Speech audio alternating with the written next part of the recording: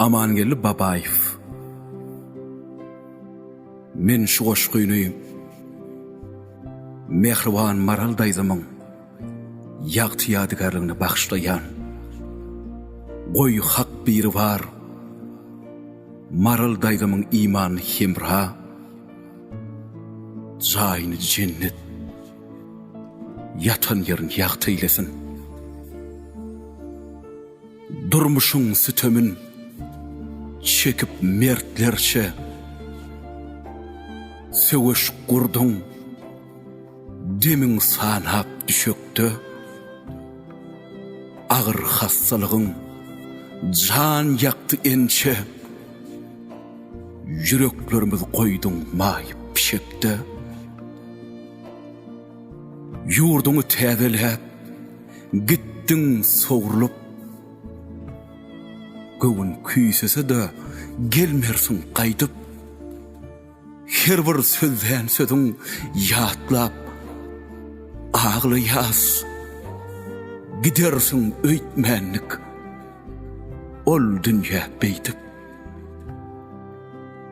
Wah çeken derdiňe gözledik derman, hiç bir tebip lukman tapmadı çäre. Bejerip bolmajak derdi düşönüň yüregimizi ezdi. Eýläpler para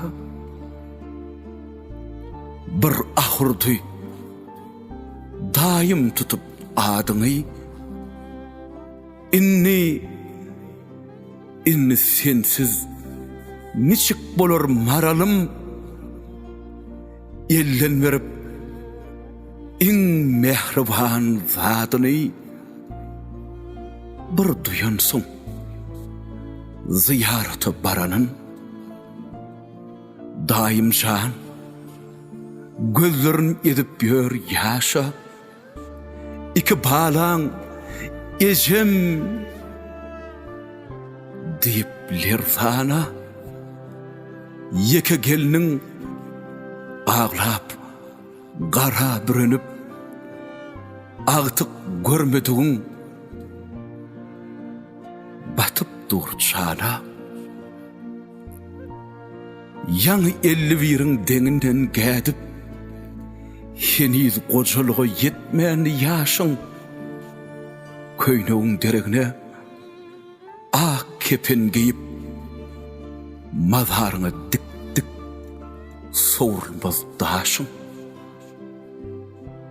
Körpe gyzyň toyun görüp bilmediň. Ejem diýip ýalňyz galy biçare.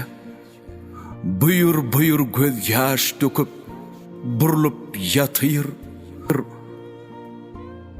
Goşulypdy. Olum naçara. Aýka gyzyň giden ýoluňa garap tamhalydy aýaňa galaryňa günne saçlaryňy sypalap darap garaşmanny ajalatyň gelerine iman hemraň bolsun, nur bolsun öýüň, cennetiň töründen berilsin orun. Okulan ayetler ruhuňa barıp, irem bağ saýaly giň bolsun ýeriň. Aman gelli sözler bugün sözüni suratyňa garap ýaş damdy gözden ýadymda galanmyr nurany keşpiň daýzamjan